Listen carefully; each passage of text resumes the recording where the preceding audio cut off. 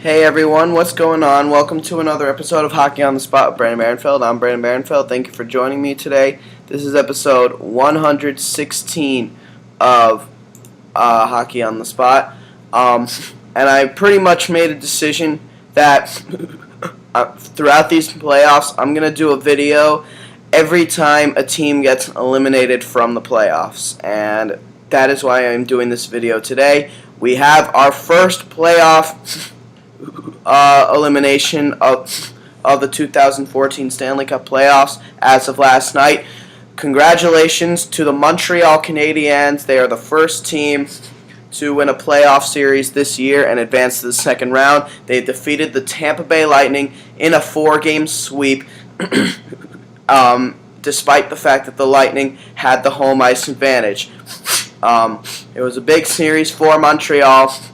And with the exception of Game 2, every game was basically a one-goal game. It's not that the Lightning played poorly. They actually played very well in the series, of course, with the exception of Game 2.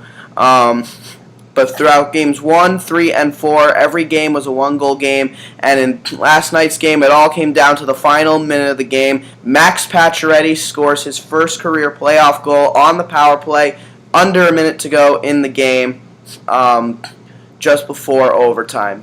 So big game, big series for the Montreal Canadiens, and a huge disappointment, of course, for the Tampa Bay Lightning. Now, how did the Montreal Canadiens win this series, and why did the Lightning get eliminated? Those are the big questions, and these are questions we will answer with each of these videos. Why Montreal won? Well, they had a very hard-working series. They worked real hard during the whole series. They played well as a team overall, and more importantly, they were able to score the big goals in the big situations, and they outplayed the Lightning in most of the games as well. Game 1 really set the tone of what the series was going to look like, outshooting the Lightning 44-25 in the 5-4 overtime victory, and each game went as such. Montreal would take Game 1 by a final score of 5-4 in overtime. Game 2, 4-1, Montreal, both of those games in Tampa Bay. Series shifts to Montreal for Game 3, a 3-2 win for Montreal, and then last night a 4-3 win for Montreal. So Montreal wins the series in the fashion of a 4-game sweep. So, congratulations to them. Major congratulations for them. Game 2, the shots were very close, and even though Montreal won 4-1, Tampa Bay ended up with one more shot. So,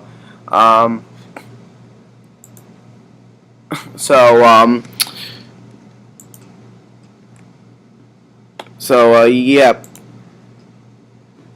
Game 3, Montreal outshot them 31-29.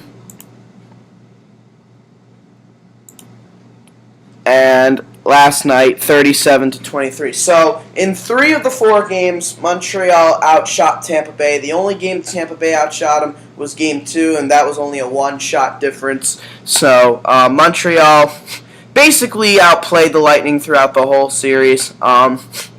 They were able to get around their defense quite easily, actually. I've noticed throughout watching the highlights of each of those games.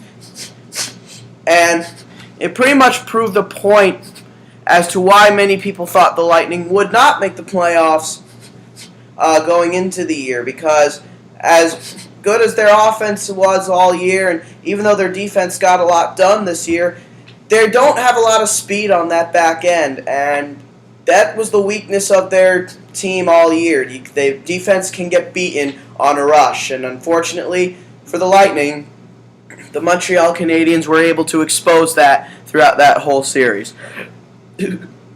A big reason why the Tampa Bay Lightning lost this series as well is that they were without their number 1 goaltender, Ben Bishop, throughout the whole series. It was rumored that if the Lightning were able to get it to either Game 5 or even Game 6, that Bishop was going to be able to return.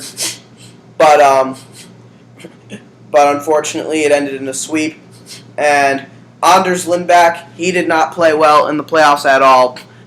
To me, I felt like Kristers Gudlevskis showed, especially last night when he came in, that he had played well enough.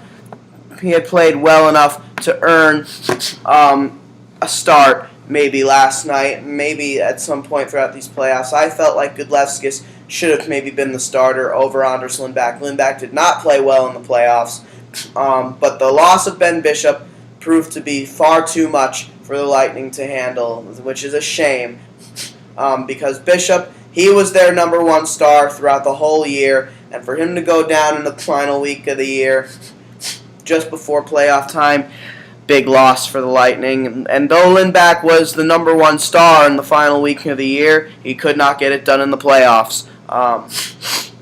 But now the Lightning kind of got to ask themselves a couple what ifs here. What if Bishop had been healthy?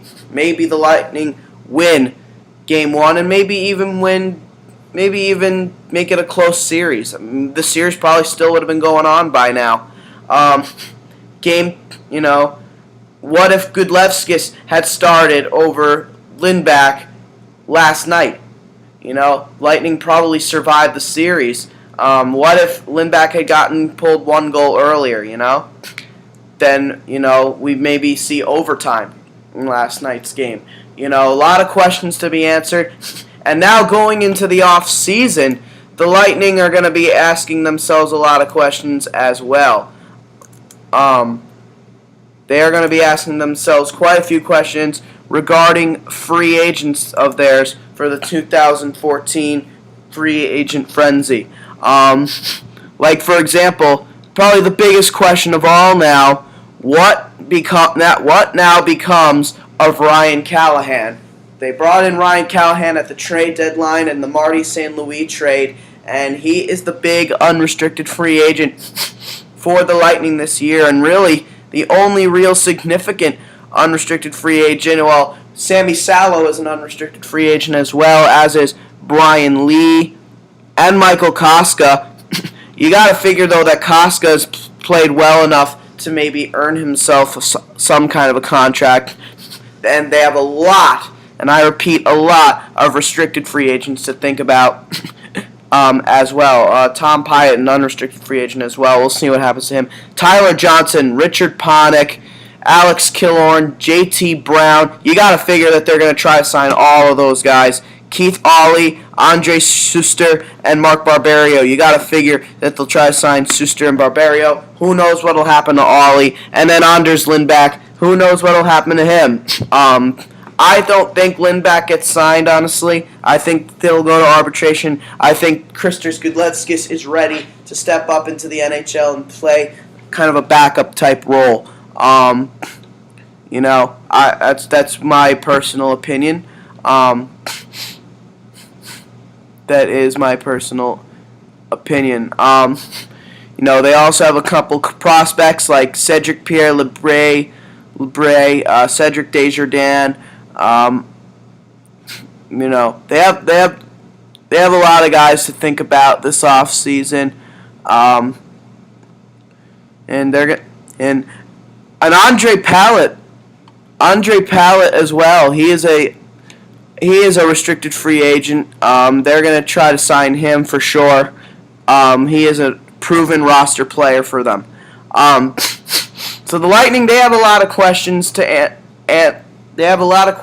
answer, and they definitely will hope to be back in the playoffs. And at one point or another, you got to expect that they'll maybe give a contract extension to Ben Bishop. He's an unrestricted free agent next year, but still. But again, the real big question really is Ryan Callahan. We pretty much feel that he's not going to be back with the Lightning. That was pretty much announced right when they got him at the trade deadline, that he was nothing more than a rental player, because they have the draft picks for their future as well from that trade. But for Ryan Callahan, what becomes of him? Where does he go? Maybe by slim chance does he come back to the Lightning. I don't think that'll be the case, even though he did play well for them. But we'll see. It's going to be a very interesting offseason for Ryan Callahan and the Tampa Bay Lightning. So we'll see. It's going to be an interesting situation. A lot of questions to be answered for the Lightning. But once again, congrats to the Montreal Canadiens on being the first team to advance. They're the only Canadian team in the playoffs this year, and so you can bet your butt on it that they're hoping for a deep playoff run, representing their country. Updates on some of the other series going on around the league. There were a couple series last night. Boston taking a 2-1 series last night. The Rangers taking a 2-1 series last night. Boston beating Detroit 3-0, and the Rangers beating the Flyers 4-1.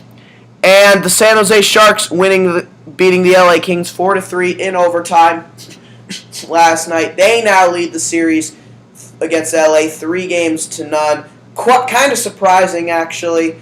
Kind of surprising that the Los Angeles Kings have not won a game yet. Jonathan Quick has not looked good in these playoffs, and the Kings' defense has struggled all playoff long. The Sharks' offense has proven to be too much for the Kings to handle so far. So now the big question for that series: could we see another sweep in the makings? For the sake of the Los Angeles Kings, I hope not. They really obviously they do not want to go out. They will not go out quietly, as they have stated. Pittsburgh, they have a 2-1 series lead over the Columbus Blue Jackets.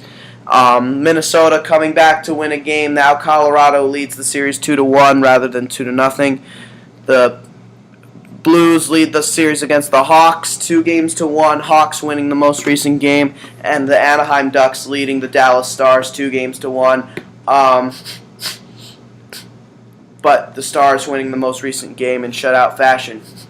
But a couple of injuries in these playoffs and a couple of key losses for the Colorado Avalanche and the Anaheim Ducks, both on defense. Tyson Barrie will miss 4 to 6 weeks, courtesy of a knee-on-knee by Matt Cook.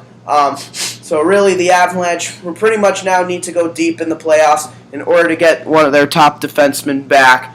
And for the Ducks, they lose Stefan Robidas. A collision with forward Ryan Garbett. For Robidas, he's injured the same leg that he injured against the Chicago Blackhawks all those games ago. But for Robidas, he is done for the season, and that pretty much could also be a fond farewell to his Anaheim Ducks career as well, because one's got to figure that the Ducks probably won't re-sign Robidas. He's 37 years old. He's 37 years old, going into 38. One could maybe figure that his career could quite possibly be over.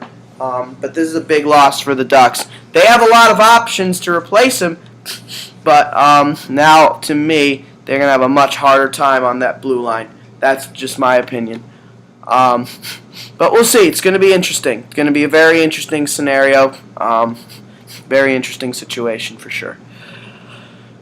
And that'll pretty much do it. Be sure to catch tonight's action. We have 3 games: Pittsburgh Penguins, Columbus Blue Jackets in Columbus, Game 4. That'll be an NBC Sports Network broadcast. Anaheim Ducks and Dallas Stars in Dallas. That'll be a CNBC broadcast. And then, as that's an 8 o'clock game, the Jackets and Pens, 7 o'clock. And then at 9:30 p.m. on NBC Sports Network, the St. Louis Blues and the Chicago Blackhawks, Game 4 in Chicago. So be sure to check out those 3 Game 4s. Again, Pittsburgh leads the series 2-1, Ducks lead their series 2-1, and the Blues lead their series 2-1. So for the teams that are down 2-1, they hope to tie it on home ice. We'll see. Going to be interesting. Going to be an interesting night of playoff hockey. And with that being said, that'll do it for episode 116 of Hockey on the Spot. My next episode will be whenever the next team loses a playoff series. Obviously, the team the next team that could most likely lose a playoff series could be the Los Angeles Kings. They are losing to the San Jose Sharks 3-0. They hope to not go quietly. They probably figure that they're going to lose, but they're hoping to win at least Game 4 on their home ice before they go out. All right. Now that'll officially do it for episode 116 of Hockey on the Spot. This has been Hockey on the Spot with Brandon Barenfeld. I'm Brandon Barenfeld. I'll see you guys again soon. Thank you, and have a great day.